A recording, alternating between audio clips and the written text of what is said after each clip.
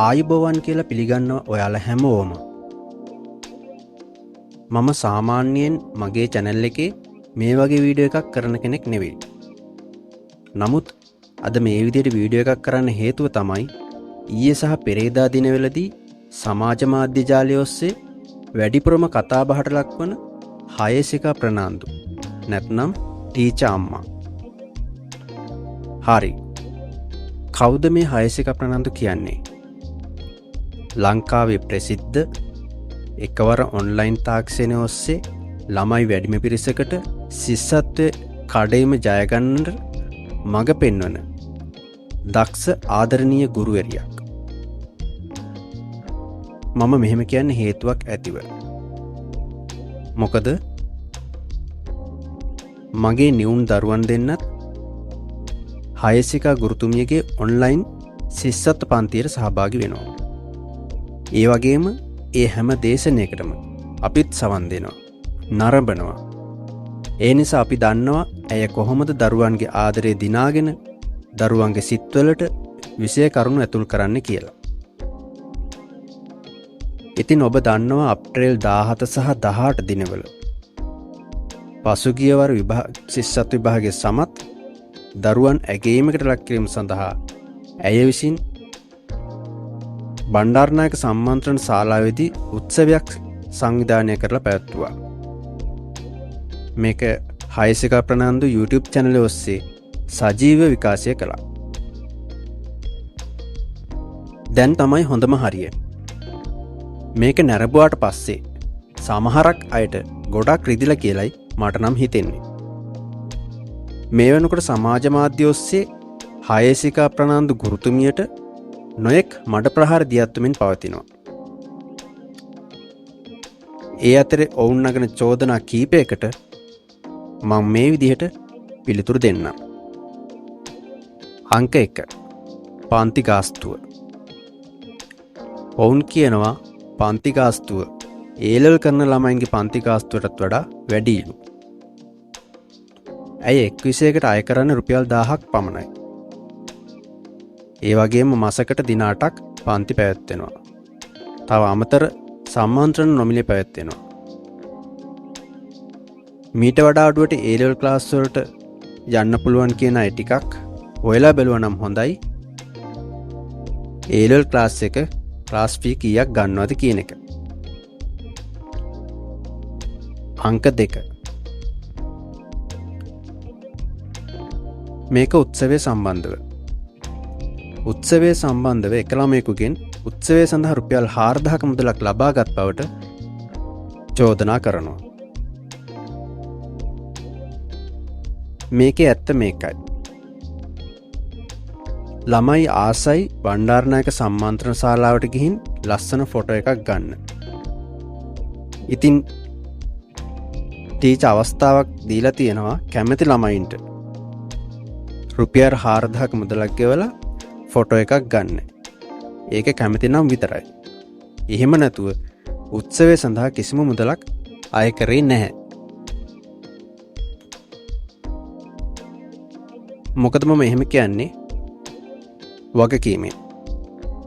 මගේ සහෝදරයාගේ දියණියත් ඔය උත්සවයට සහභාගී වුණා. නමුත් කිසිදු මුදලක් අය කිරීමක් සිදුුනේ නැහැ. අංක 3.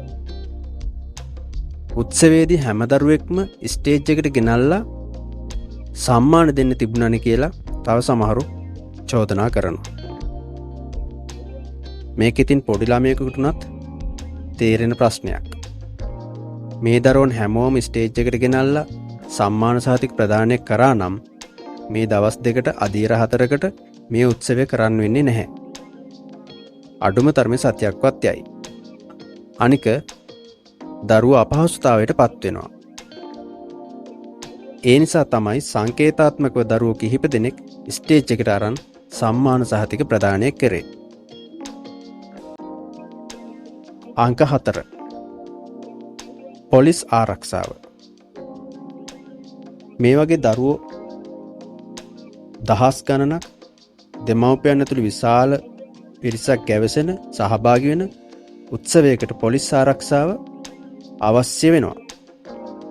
ඉතින් මේ පොලිස් ආරක්ෂාව නීත්‍යානුකූලව මුදල් ගෙවීමේ පදනම මත තමයි ලබාගෙන තියෙන්නේ.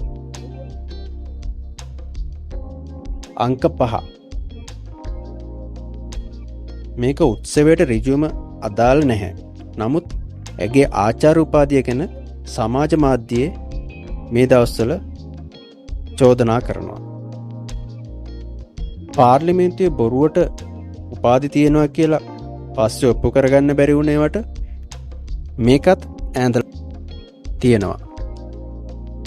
ඉතින් ඔය පාර්ලිමේන්තුවේ බයිලා ගහන අය සමග මේ වගේ දක්ෂ ගුරුවරයෙක් සංසන්දනය කරන්න එපා. අනිත් එක අපිට නම් ඔය ආචාර්ය මහාචාර්ය උපාධි තියෙනවද කියන එක අදාළ නැහැ. දරුවාගේ මනසට තේරුම් ගන්න පුළුවන් විදිහට නිවැරදිව විෂය කරුණු නිවැරදිව උගන්වනවා නම් ඒ ටික හොඳටම ඇති. මොකද ඔය ආචාර්ය මහාචාර්ය පට්ටම් නැති ගුරුවරු ඕන තරම් ඉන්නවා දරුවන්ට හොඳින් විෂය කරුණු නිවැරදිව උගන්වන. අනිත් එක දැන් සමහරු කියනවා ඇය අසීමිත ලෙස හම්බ කරනවා කියලා. ඔය ටියුෂන් කරන හැම කෙනෙක්ම ආදායමක් උපයනවා. ඉතින් ඇයි හයසිකා ගුරුතුමියට විතරක් මේ චෝදනාව නගන්නේ? තව දෙයක් කියන්නම්.